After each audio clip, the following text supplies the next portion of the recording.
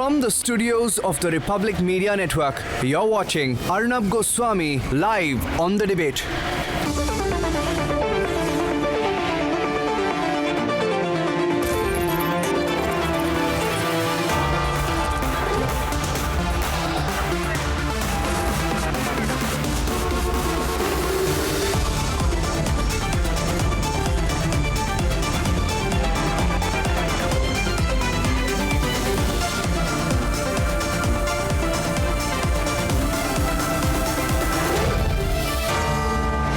Arnab Goswami on The Debate at 9. Presented by Amity University. Powered by RP Sanjeev Goenka Group, Century Ply and Serra.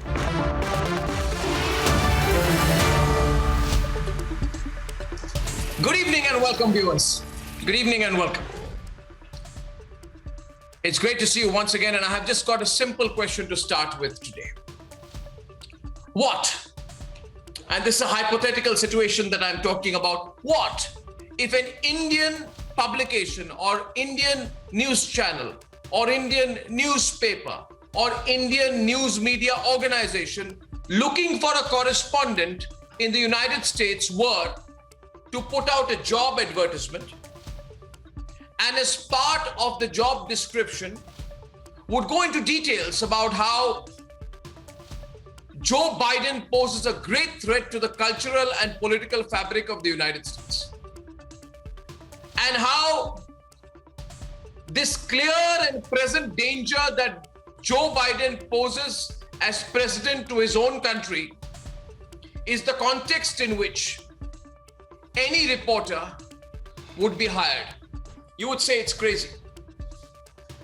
That's because to tell a reporter pre-recruitment that they have to permanently take a very strong position against the elected president of the United States, and that there is a specific editorial line that he or she will be expected to take when they join, you would say it's outlandish to even think that something like this can happen.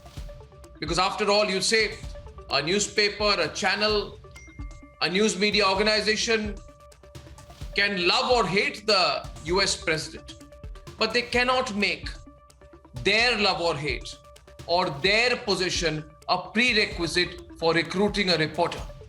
That would be taking it too far. Now let me tell you why I'm telling you this at the start.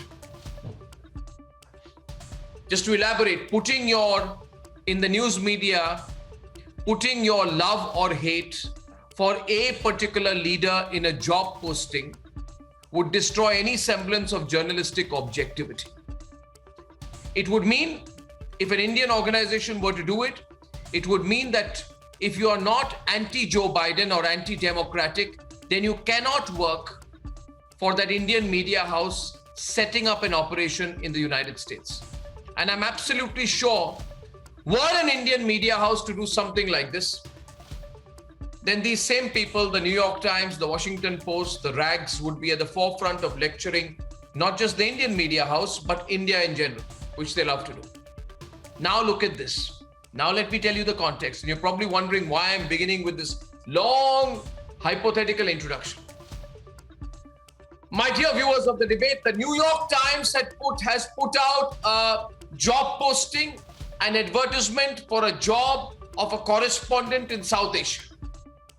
And the job description, the requirements for the job, is an elaborate explanation about how Narendra Modi poses a great threat to India. So they're looking for a correspondent who will operate maybe out of New Delhi or Mumbai. And in the job description, the New York Times has said that Narendra Modi poses a great threat to the interfaith, multicultural goals of India's founding fathers. Now, what does that have to do with a job posting for a reporter? But that's not all. The job description that the New York Times puts out also says to prospective applicants for the job of correspondent that Narendra Modi's quote-unquote muscular nationalism is centered, focused, and based on the Hindu population of India. In other words, Narendra Modi is, according to the New York Times, the leader of a religious community, not the elected leader of the people of India. Ladies and gentlemen, I've heard of job postings giving things like location, compensation, experience requirements. Have you ever, I mean ever, seen a job posting that is a rant against the Prime Minister, the elected Prime Minister of any country, not just India? If you're shocked at this entire narration of events and this New York Times job posting, which is so controversial, you can read more about it on republicworld.com. That news story is up there. But once again, have you ever heard of a news media organization which in a job posting puts out a rant against an elected prime minister? The nation wants to know tonight, and that's debate number 2 at 10 p.m. this evening, ladies and gentlemen. Debate number 2 at 10 p.m. An unmissable debate out there tonight. The New York Times puts up job ad. Prerequisite number 1 is to be anti-Modi. Wow, I say wow, NY Times. Debate number 1 tonight. Drones cornered on terror. Pakistan has now hovered its drone on India's diplomatic mission in Islamabad, and a hit back is inevitable. And debate number 3 tonight. The vaccination drive gets hugely political once again. What's the reality and what's the scam? And here are the headlines. This Friday evening on the debate tonight.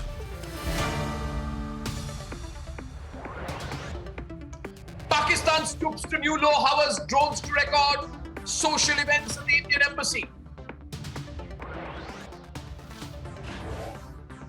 After External Affairs Ministry calls out Pakistan's diplomatic violation, Pakistan spins a yarn about the attack on Hafiz Saeed to distract. The mask is off. The New York Times rolls out a job advertorial, effectively says, be anti-Modi, spread propaganda, and you will get the job. Read it on Republic World to believe it.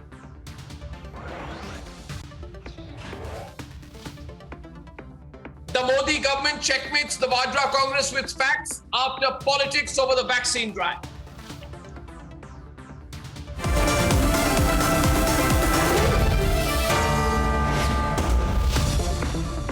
And ladies and gentlemen, Pakistan is getting more and more desperate by the day. It has now resorted to hovering drones over our diplomatic missions in Islamabad to record activity.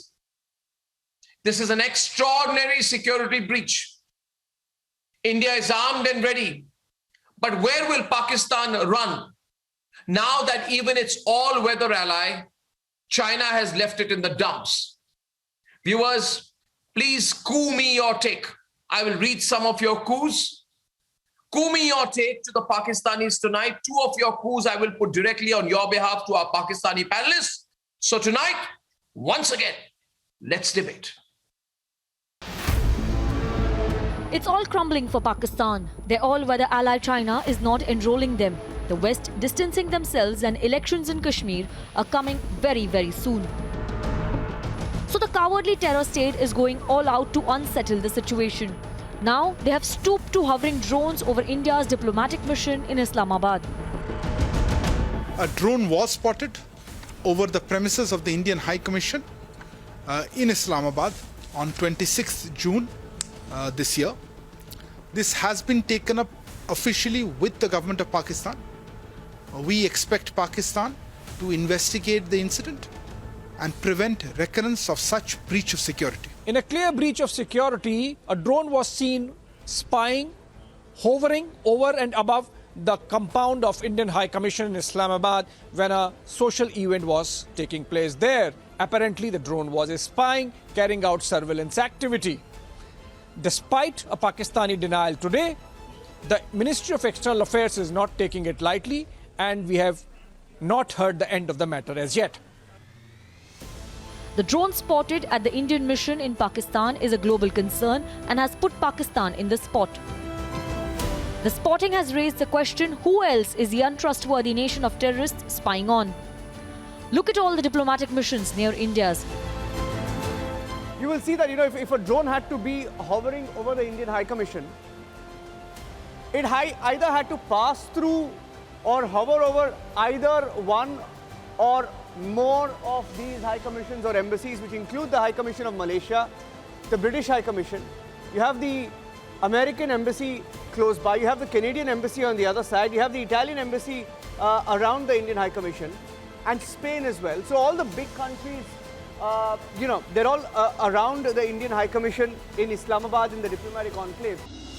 The desperation of Pakistan ever since the very public ceasefire agreement this February is clear.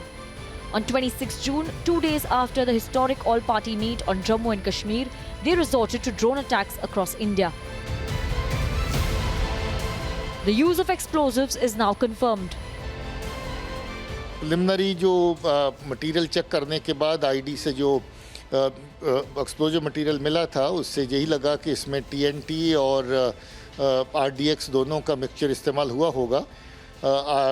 RDX के बारे में तो पुख्ता report पहले से ही local जिस वक्त test किए थे मिल गई थी।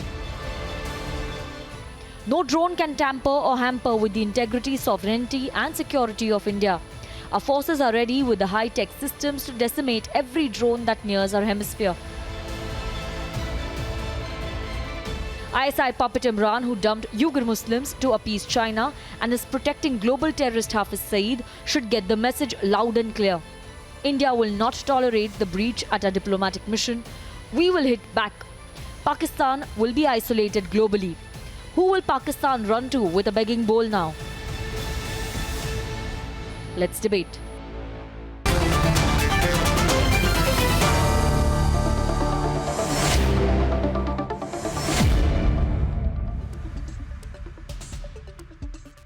I'd like to begin the debate tonight. Gaurav Bhatia, Jeet Parthasarathi, General Bakshi, Major Gaurav Arya, former Interior Secretary of Pakistan from Islamabad, Ambassador Rustam Shah Mohammed, Abdul Samad Yaqoob, spokesperson of the Pakistan Tehreek-e-Insaf, Kamar Chima, who freelances for the ISI, Raja Faisal, and Hamid Khan. Hamid Khan is a foreign affairs and strategic analyst. Now, what should I start with? Yes.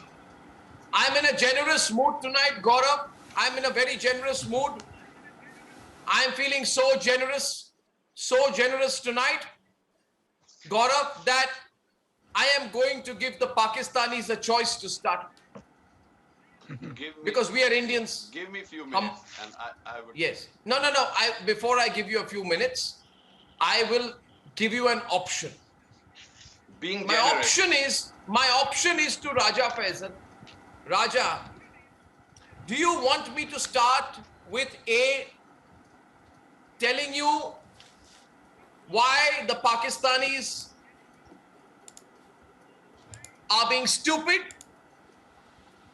Or do you want me to start by telling you why the Pakistanis are being insane? The choice is yours. It's a multiple choice question. I can either tell you why you're being stupid or why you're being insane. Which one would you choose? You have to choose one of them. No, what I'll do is I'll go for the third option, and that would be that you are the accusers, and we would like to know about the accusations you have today. So probably the third option, which I would choose for myself, is give the podium to one of the speakers from the you Indian can't side do that. so that they can... No, I didn't give you a third option. They can send I didn't give you a third option, Raja, and hence I will take over and I will tell you both. It's your lucky day. Everyone's on the debate. I will tell you both why you're being stupid and why you're being insane. You're being stupid because you're flying a drone over the Indian High Commission in Islamabad. That's being stupid. No, 1 second. That's being stupid. No, 1 second. Now let me proceed to tell you why you're being insane. You're being insane because, 1 minute, You're being insane because allow me to tell you, the moment we told you that you're being stupid, your response of your government is insane. Your government says it flew a drone as an act of defense for Hafiz Saeed. That is insane. Oh my God. You actually went on record and you say you flew a drone over the Indian High Commission to defend Hafiz Saeed. This narrative, Are you collectively mad to say something like that? is stupid itself. Pardon me? Oh no. Say it louder, say it louder. Because you are Can't hear you. investigative journalist. I expect that you would weigh the facts. I mean, first of all, the very stupid of the High Commissioner based in Islamabad, Indian High Commissioner, who thinks that somebody can, hover on the top of the drones, especially when the other embassies are next door. And how is it possible? First of all, he's confused. Firstly, he said that the drone was seen near the boundary of the Indian High Commission. Then secondly, he said over. Well, right at the 10 o'clock in the night happening. How is it possible for somebody Audio's not clear. Audio's not clear. Gaurav responding. Kamarchi is on the debate. Gaurav and Kamarchi are on the debate. Gaurav responding here. Gaurav, the Pakistanis are questioning the facts we presented before them when we lodged the complaint. Arnab, two army veterans from India are on your panel, and we all love them, respect them. And I must say, it is their courage and strength that has deterred the coward Pakistani from a conventional war. You all know 1971 war. इनकी नाक रगड़वाई थी 91,000 Pakistanis police. और इसीलिए now they do not have the strength to even think about a conventional war. So they are trying their luck with these Chinese toys, and the problem is twofold. First, they all realize that the Chinese toys are not very accurate. And the second is that the Pakistani soldiers do not know how to operate them. And compare this to what India has now. We have Rafale, we have Chinook, we have Apache, and more importantly, we have the bravest army in the world. Now this beggar nation has been insulted time and again. And we all know about their prime minister being frisked and stripped by the US. We all know that Imran Khan admitted on US soil that there are 40,000 terrorists on Pakistani soil. But they have to protect Hafiz Saeed for a reason, because he could be the future PM of Pakistan. And we all know that 132 UN designated terrorists are there in Pakistan. इतने doctor नहीं है अर्नब वहाँ पे. And today, when the army chief M.M. Naravane spoke, he spoke for every Indian, Arnab, and he said that Indian military is strongly preparing for all such illegal intrusions, and we will use the drones for offensive as well as defensive maneuvers. What does it show? Absolutely. That India, as a strong nation, standing on its own legs, unlike Pakistan, which is with a begging bowl in his hand, sometimes looking towards China, sometimes US, is no match to India. That's true on background, but I still am confused on one thing. Why did the Pakistanis do something like this? And the kind of admission, you see, they have admitted effectively that they have done it. That's the serious, and they have linked it to the attack, the blast at Hafiz Saeed's house. My question to Hamid Khan is, Hamid Khan, on a serious note, your response is to link it to the blast at Hafiz Saeed's house. What is the basis? What is the basis for this? I'm asking you. Yeah. Okay.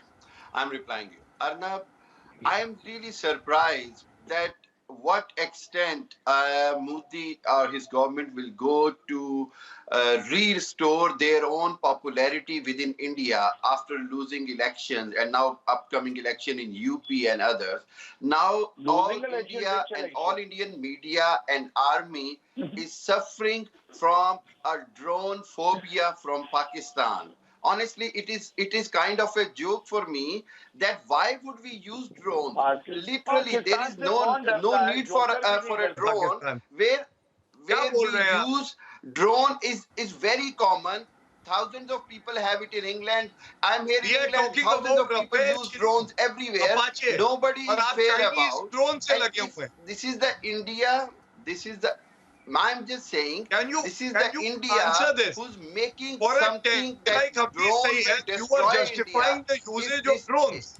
If India, yeah. I'm just saying. Are you if justifying? India is that So weaker, Hafiz Syed is that the future a drone Prime Minister. will destroy India, then India needs to re-look into its own security. You remember when India Pakistan needs to look into the security. Broken into if two. India is that weaker. You remember 1971? I mean, let me speak, please.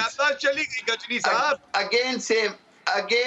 किसका नक्शा बदला था? Same mantra. India changed do not sing the same song. And let me tell you, if you have the courage, can you answer my question? Imran Khan admitting there are 40,000 terrorists in Pakistan. Can you answer that? Please answer. Can you? No, terrorism is your name. That is Hamid, 1 minute. Hamid Khan, on an extremely serious note, and I want to bring in Abdul Samad Yaqub at this point, and I'll get Mr. Parthasarthi to respond. You see, as a responsible spokesperson, hopefully, for the PTI, I hope you provide some factual response and not just the comic relief that some panelists from your country unfortunately provide to us ever so often. Everything that is happening. Speak on the reality grounds. Everything. I didn't even take your name. You must not have such a guilty conscience. Now, please tell me, Mr. Yaqub, please tell me. Everything is happening since the Lahore blast. Now, we told you that eventually your terrorist machinery will implode.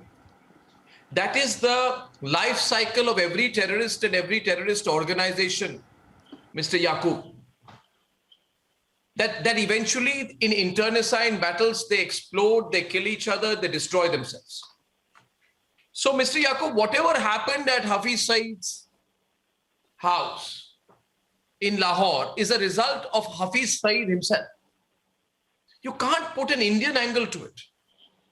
You can't get into this frame of mind that no, you were targeting Hafiz Saeed and hence to prove our loyalty to Hafiz Saeed, we will fly drones, we'll do this and that. Even if Hafiz Saeed is putting pressure on you, and I can understand very much how difficult that would be for you. But you must stand up to Hafiz Saeed and tell him that you can't start flying drones all over the place just because somebody tried to kill him. And that somebody is not India. Somebody tried to kill him. Why are you holding India responsible? Why? Please tell me, Mr. Yaqub. Tell me. We didn't accuse that Hafiz Saeed was going to be killed because we believe that Hafiz Saeed is in the game. So this is clear. I mean, if someone has attacked his house. This is clear. I mean, his family was on danger, but he was not over there. But I would like to make something clear here because you have these are the serious allegations on Pakistan, which your High Commission complained to the Foreign Affairs, Ministry of Foreign Affairs. The allegations are about drone. I live in the neighborhood of Indian High Commission because between my house and the Indian's house, there is an American embassy and a British High Commissioner. If the drone was hovering over Indian High Commission residence complex, there must be some evidence by your security cameras or by at least the British High Commission is right in front of the your residence complex. So at least they can have it, they can provide you the security footages by the security cams. I mean, when you accuse something which is very serious, come up with the evidence. I mean, there should be no blame game. Just I mean, for media hype why should the onus of evidence be on the victim? The onus should be on the perpetrator. This is the first time ever that I'm hearing this logic. You are saying the victim should prove their innocence. You are claiming about something. This is out of your mind. Are you out of your, how can you say? Claiming about something you have to have the evidence. We would check with over security cameras, but accusation was made by Indian High Commission. So that's why they should have some security footage, security footages. Listen, listen. There's a Prime Minister office. So you're saying, are you saying, Mr. Sorry to intervene. Mr. Yaqub, are you trying to say this? Firstly, that because you sitting on the terrace of your house with a telescope did not see a drone flying, there was never any drone flying.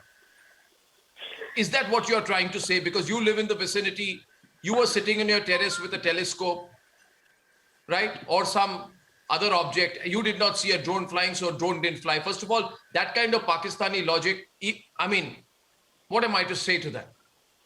Secondly, G. Parthasarathy, who is on our program tonight, man, I respect, man, all of this country respects a lot, and I'll hate to make him wait.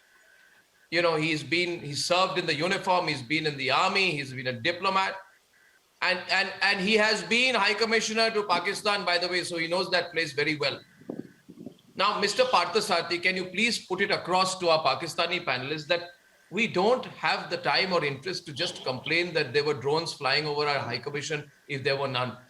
Can you talk to him about the seriousness of a complaint like this, what it means in terms of a diplomatic protocol? Firstly, may I tell my friends from Islamabad that I've served in both Islamabad and Karachi.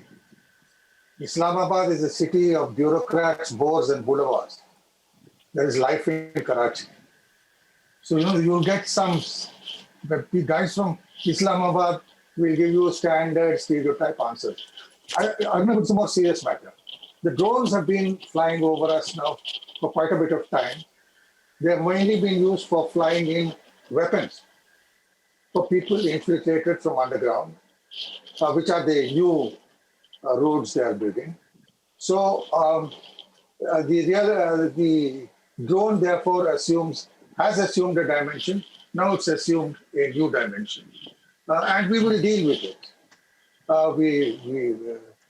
Because they have moved from human beings who get caught to drones. Like in Kargil, they said no Pakistani. We gave them the bodies of 2 Pakistani captains. So that is, I take that as a given. That on terrorism, there will be denial. But how far is denial going to get them?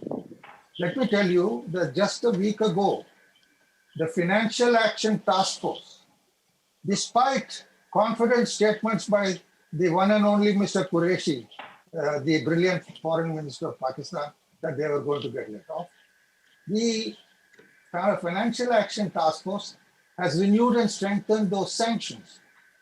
And the prime persons involved in that, they are 2 internationally declared terrorist organizations. One is the Jaish-e-Mohammed and the other is the Lashkar-e-Taiba. Now, our friend Hafiz Saeed heads the Lashkar-e-Taiba, and they have their own rivalries. We don't have to deal with, go around arranging for bombing the Lashkar chief. The Lashkar chief has been convicted via Pakistani court. Not me, it's a Pakistani court for terrorism. And he's under bail or appeal or something like that. But that is the reality about Hafiz Saeed. He's declared by the United Nations as a terrorism. Both Hafiz Saeed and the Maulana Masood Azhar are declared terrorists by the UN under the very provisions under which Pakistan has been signed. Absolutely. So I don't have to justify anything to the Pakistanis because they are getting it in the Financial Action Task Force. So if the international community is satisfied, they can say anything. And one more point. We will not make any threats, but we will respond. We will respond at a time and place of our choosing, not necessarily reciprocally on. Can I please? But otherwise, but please believe me. You sound like DGISPR of Pakistan, sir. Well. I've been long enough in your country. I know you guys. I've been 5.5 years. Yeah? You've got some awfully nice people in Karachi. Yeah. But you guys in Islamabad are the pits. You forgot. You're all products of a military bureaucracy. You see, listen, you can pull this over me, others not over me. The diplomat, he has raised very valid. But as I said, I have good friends. Very first one. But I also know the propensity of your military establishment. The way FATF is working. You ask the Afghans. Expect this thing. You ask the Americans. You ask the Canadians. They will tell you. Why should I tell you? But when it comes to India, today's India, if somebody wants to buy uranium, it's really easy to buy uranium from today's India because corruption is at such a peak that. So we're moving from terrorism to corruption. Why that's shifting the topic? Really, I'm having a laugh at what you're doing. You know, Raja, I'll tell you. I began the debate by giving you two choices. I began the debate by giving you two choices. Now your lucky day, I'll give you a third. Your first choice was to acknowledge why you're being stupid. Your second choice, Gaurav Arya, which I gave him, was to acknowledge why he's being insane. The third choice should be to accept that you've lost the debate, that after Mr. Parthasarathi spoke, you have nothing to say to him, that he called your bluff, and that you want to run away, so you can run away. Why do you want to debate with Gaurav Arya today? You can't debate with Gaurav Arya today. Even Kamar Chima is quiet tonight. Even Kamar Chima is quiet tonight because you know Gaurav why he's quiet tonight. Gaurav and Kamar only, please. You know why he's quiet tonight? They are quiet tonight because every bluff was called off. Now let me tell you the truth, Kamar. Let me tell you the truth, Kamar. Firstly, here is the truth for you. The fact is that the FATF meeting was going to happen. I think on 24th or 25th it was scheduled, Gaurav. Pakistan is in a mess. It got very scared. They said we need to do a little drama. We need to prove that Hafiz Saeed is more vulnerable than the world makes him out to be. And hence the Pakistanis themselves carried out the blast outside his house. Very informed people in the Pakistani establishment, it's open talk about how the ISI carried out the blast. Having carried out the blast, you needed to explain it both to Hafiz Saeed as well as to your establishment. And therefore you put out this story of India being behind the blast.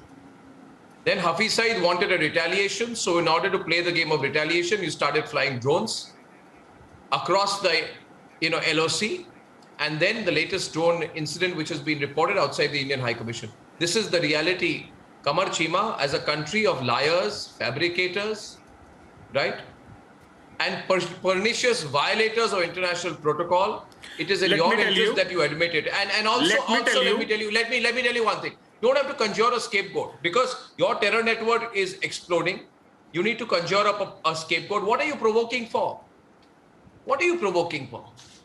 You know the consequences. Since the 26th of June, you've gone on an overdrive. Let me tell you. You're hovering drones with RDX. No, let me tell you. Is it because Kashmir elections are coming up? Is it because the FATF pressure happened? What is the reason? You tell me. 50% of your terrorists were eliminated. You don't have any more people willing to infiltrate across to the Indian side. Just in 30 seconds, I will tell you. Just one minute. I haven't finished. Did I tell you I finished? Too much international pressure is coming on to you. And you don't have any soldiers anymore. And you're bankrupt. And the Chinese have told you to pay up. The Chinese told you to pay up. You wanted a loan of 800 million from the World Bank. All of these facts. Counter me on one fact. I don't want to insult you on an Indian television channel. I don't want to insult you any further. How dare one can insult me? I've just told you. How dare one I said I don't want to insult you. And how I will let someone to talk this way? I said I don't want to insult you. Okay. Don't get on the defensive. Why are Pakistanis on the defensive when they talk to me, Gaurav? ये डर क्यों जाता है? I am always offensive. That I agree. You are always offensive. Sir, let me tell you one thing. Okay, this is on the offensive. I have to I'm respond. always offensive has a different meaning. I have to respond for 30 seconds. Let me tell you. I have to respond. Let me. Okay. I have to respond. Okay. I have to respond. First I of know all, you have to respond. Please do. India does not have a high commission in Islamabad. India does not have a high commission in Islamabad. India has a spy mission in Islamabad. So this is a spy mission in the diplomatic enclave. This must be closed and all these people sent back to New Delhi. And had I been the foreign minister of this country, I would have definitely closed those mission. This is a spy mission. Everyone in this high commission is a spy.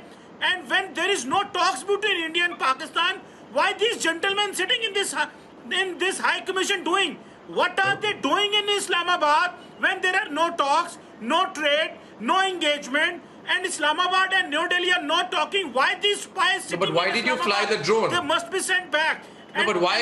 If it is why did you fly the drone? You were spying on the spy mission. Why did you fly the drone? 50% should go back. Give me an answer. And I should come back, sir. Huh? Why were you flying the drone? You should call back the staff, and we will call back our staff. It's the silliest answer I've ever heard, even by Kamal Chima's standards, Gaurav. Arnab, I just want to go a little back in history with your permission and tell them something. And I mentioned it during the Hindi debate also. Arnab, what happened was that this thing is not new, and this is par for the course as far as the Pakistanis are concerned. On 21st of May 1979, they actually burned down the US embassy in Islamabad. You know, and Ziaul Haq, he was cycling somewhere. He was on this cycling mission somewhere. It was peak summer, and in the evening or sometime early morning, whatever the time it was, he was cycling. And he actually lied to the people of Pakistan. A rumor was spread that the main masjid in Makkah had been bombed by the Americans. He told this lie through his agencies, the ISI, whatever network he had. The people got so incensed, they got so angry that thousands upon thousands gathered, and they actually burned down half of the American embassy. This was on 21st of May 1979, Narna. They burned down the American embassy in Islamabad. So, you know, these drones, and Mr. Parthasarathy would know this very well. He's a very senior diplomat, and he's seen it all in front of him. So what they've done, Arnab, actually is that brinksmanship, coercion, and these bullying tactics, this is, what they do. And as far as Chima Saab says that, what are the Indians doing? There are no talks. Why are the Indians in Islamabad? They are doing exactly what the Pakistanis are doing in New Delhi. There are no talks. Yet you have Pakistanis here in the High Commission. And this is reciprocal mehman nawazi, if I may call it that way. You look after us, we look after you, Chima Saab. Chima Saab is not too pleased, Arnab. He's not too happy with it. He's not too happy. When there are no talks, we should... You took a lead.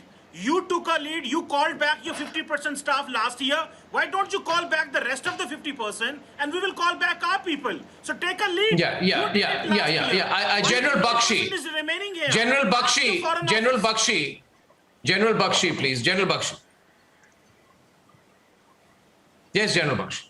You know, Arnab, Pakistan has a magnificent obsession of very recent origin. You know, that obsession ever since the Armenia-Azerbaijan war and their friends, the Turks, sending a whole lot of their UAVs and drones to the Azerbaijanis. And by the way, Pakistan had sent a delegation of its Hafiz Saeed-sponsored terrorists, Afghan terrorists, to Azerbaijan to help them fight. They came back with great stories of what a great thing the drones are. Ever since then, Pakistan has this magnificent obsession of bringing India to its knees with the use of cheap, inexpensive drones that we generally use for marriage.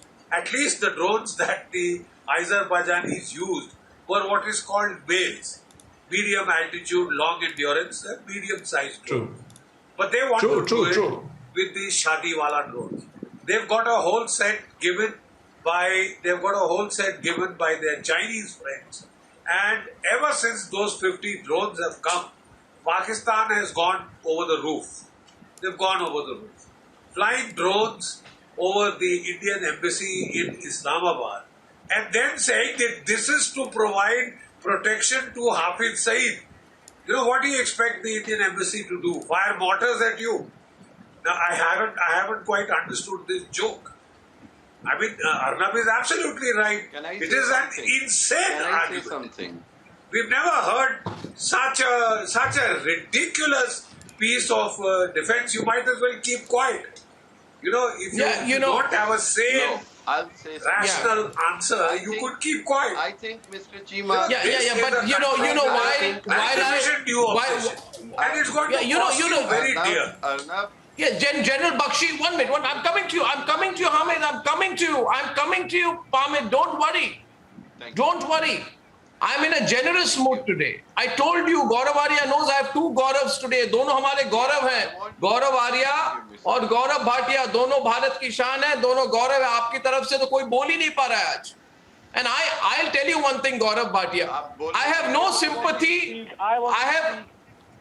When I'm just going to say something important, I'll tell you. I'll say, Raja. Let me tell you. Let me tell you, 1 minute, bhai, 1 minute. Obsession. आपके prime minister Imran Khan daily press release निकालते हैं अर्नब गोस्वामी और Republic के नाम पे. कुछ काम नहीं है. हाँ, जनवरी में what was he doing? Making a fool of himself, putting press releases on my name. Tell him to get publicity doing something else. Now my question is this. My question is this. See, I have a lot of sympathy for them, Gaurav Bhatia, because while we celebrate 75 years of independence next year, Pakistan will celebrate 75 years of trying to be a country. So I have a lot of empathy for them. I also want to tell you, Gaurav Bhatia, why the Pakistanis are doing these distractions. Because Imran Khan was asked in an interview, what do you feel about the way in which China tortures barbarically Uyghur Muslims? And Imran Khan said, I can't open my mouth. I accept the Chinese torture of Uyghur Muslims. He said it. It was quoted in the Dawn newspaper. He said it. It was quoted in the Dawn. It was quoted in the Dawn newspaper. He said, no. He said, we take money from the Chinese. We accept the torture. Did he say that? You first take a position on Uyghur Muslims before you try and fly drones over our High Commission.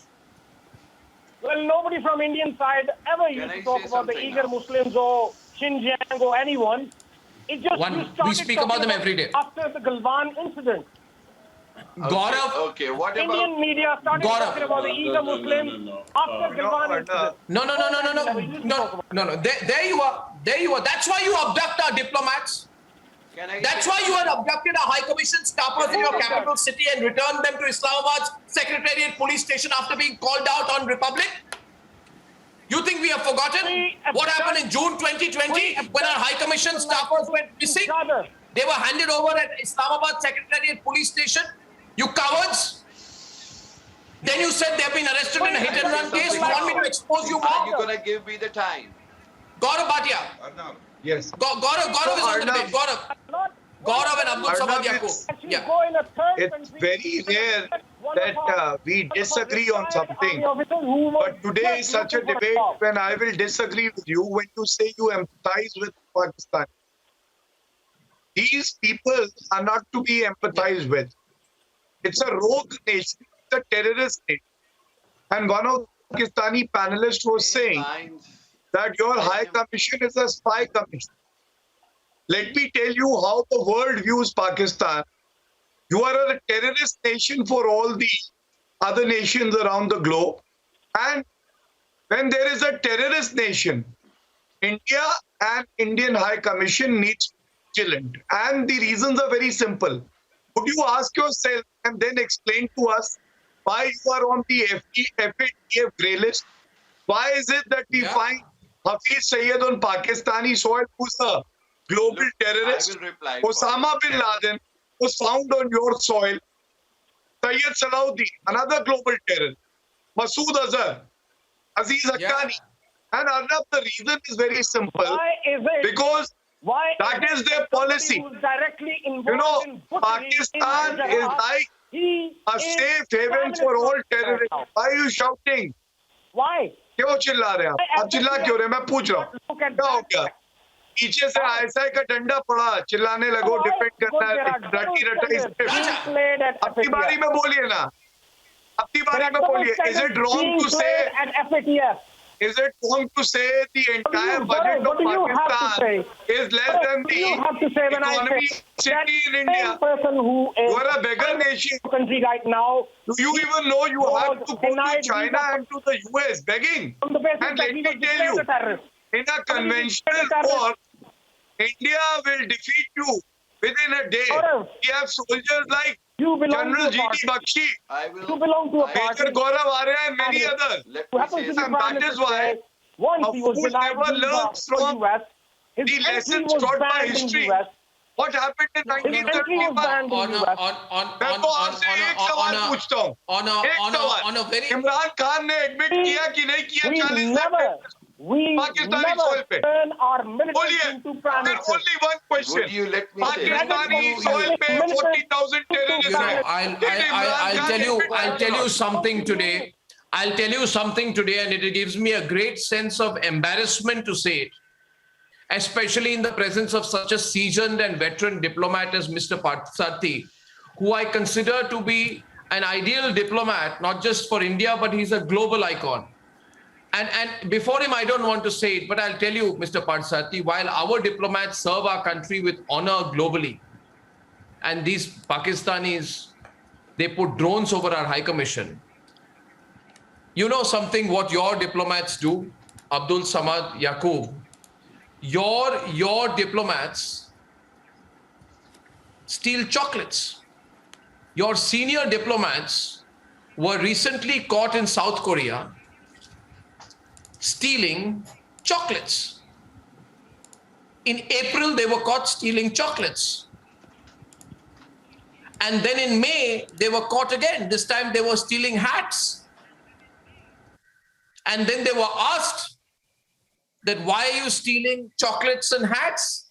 These are your diplomats from your Pakistan embassy in South Korea. They were caught shoplifting.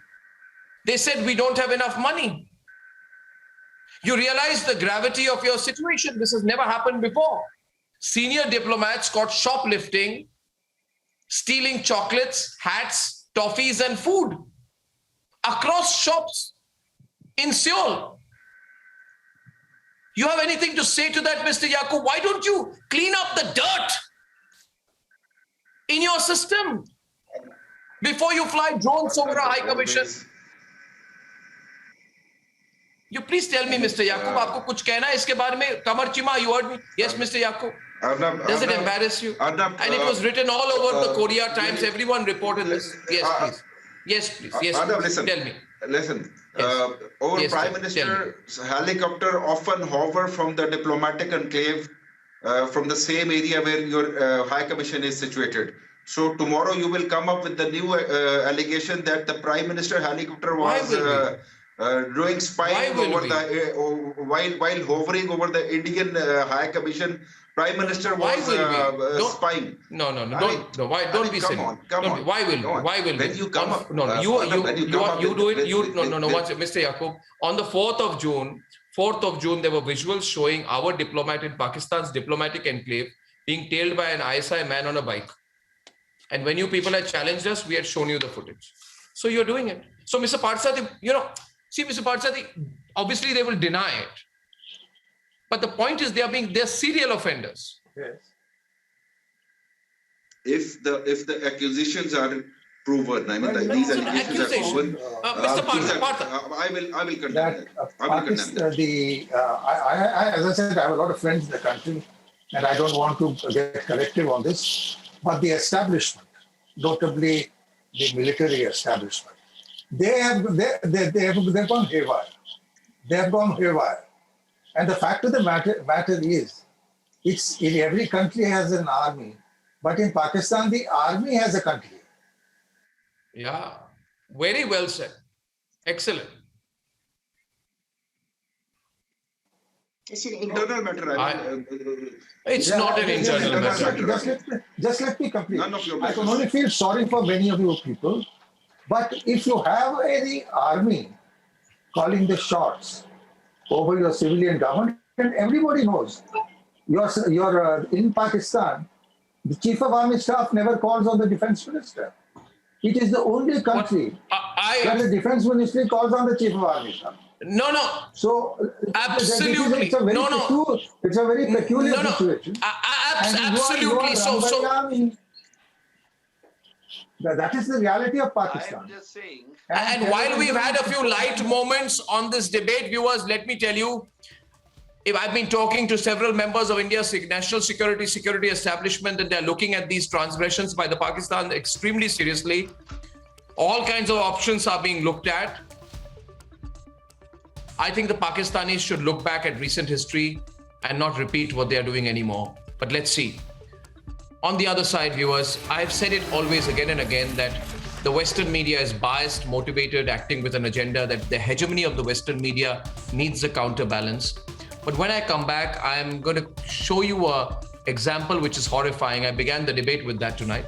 The New York Times actually put out a job posting which makes it look like one of the prerequisites of being a reporter for this New York rag is being anti-Narendra Modi. As they say, it's a Greta Thunberg kind of moment. There was always a prejudice, but the toolkit came out in the open. More on that on the other side. You can't miss debate number 2.